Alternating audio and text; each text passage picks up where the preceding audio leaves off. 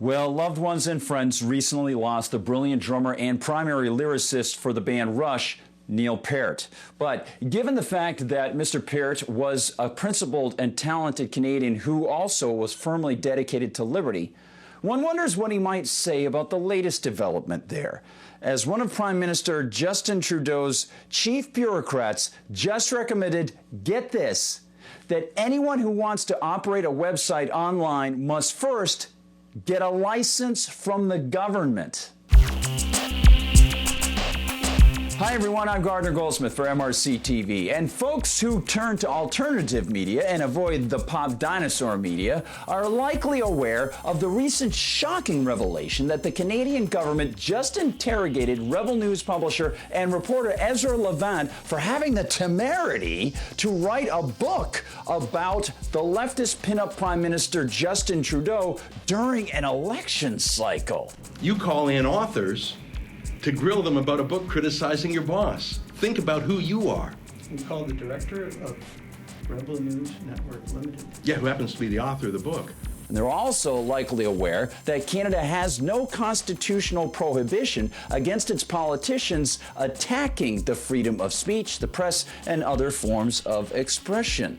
And of course, they will offer fines, jail, and other wonderful punishments to people as incentives that they shut their damn mouths.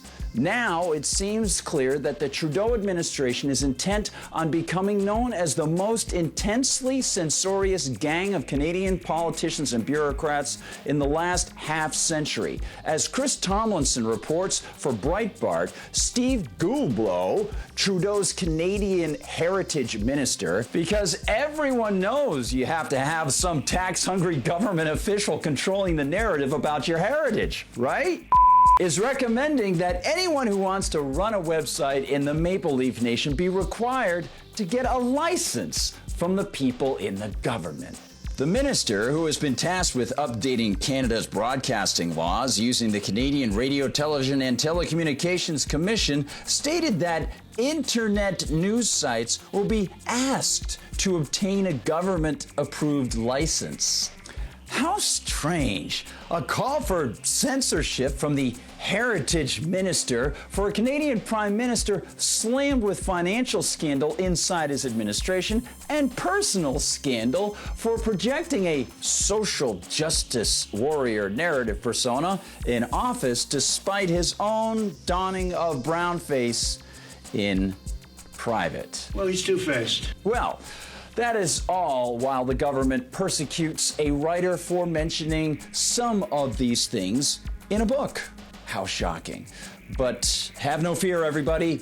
The potential speech police, who've already told Canadian university professors like Jordan Peterson and private business employees who are regulated by the government of Canada that they must use pronouns that other people tell them they have to use, well, they are magnanimous in the use of their tyrannical power. They'll kind of allow some small publishers a little leeway. If you're a distributor of content in Canada, and obviously if you're a very small media organization, the requirement probably wouldn't be the same if you're Facebook or Google. There would have to be some proportionality embedded into this, he, Gilbo, said during his CTV interview.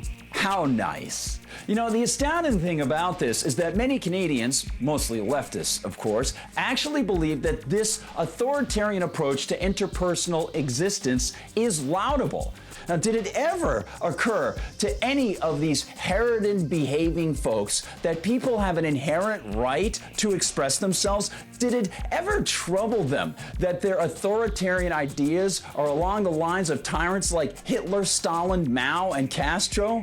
How about the idea that engaging in speech does not take away the ability of others to do exactly the same thing? The fact that it is universalizable, as philosopher Immanuel Kant said many, many years ago. freedom of the pen is the sole palladium of the people's rights.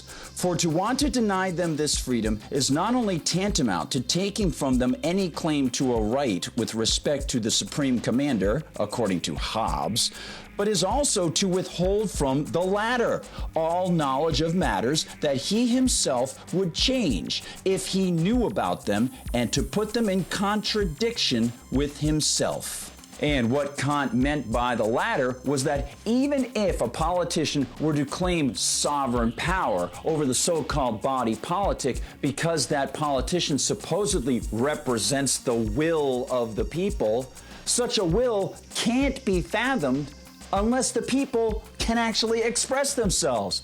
And I have to say, from an American perspective, many U.S. politicians feel the same as these censorious Canadians and Brits. Liz Warren just told people that spreading what she calls false information online should be criminalized. In fact, many like her not only promote the idea that the federal government should engage in this kind of speech control as a matter of new legislation, but also engage in something more nefarious because it often is accepted as a, quote, vital role, end quote, of the current government. See, in the United States, many Americans think that the First Amendment protects them from attacks by politicians against their free speech. But this is belied by the fact that the bureaucrats and political class engage in an ongoing attack on speech through the euphemistically titled regulatory, i.e., you will do as we say or you will be punished, power of the Federal Communications Commission. Nothing in the U.S. Constitution and nothing in human ethics allows for this political speech control machine, and if anyone tells you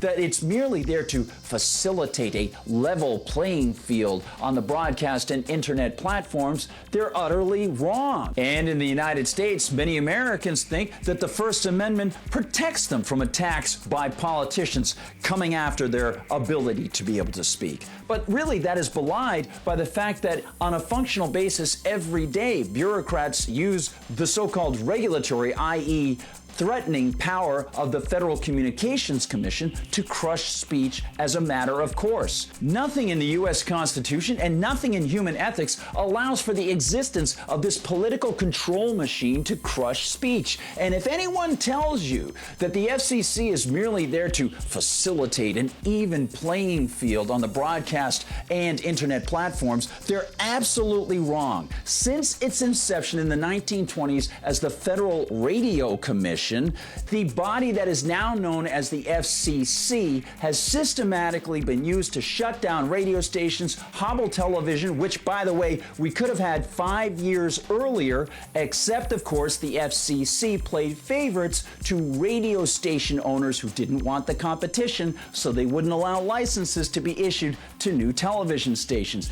And it has been used even to shut down newspapers and editors of their newspapers. So, I think one of the big lessons here, as we see all these things that are happening in Canada, is to remember, as the great character Carl Kolchak said, don't allow yourself to say it couldn't happen here, because it does, and it is, and it will continue to do so unless people question the unconstitutional, unethical paradigm of the Federal Communications Commission.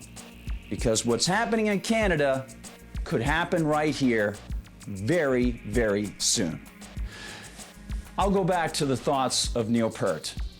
Instead of having government control, I will choose free will. Hey, thanks so much for watching, everybody. Don't forget, like and subscribe, and I will see you in the comments on YouTube.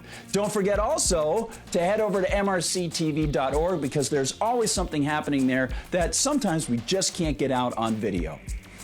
Great thanks to everybody. For MRC-TV, I'm Gardner Goldsmith.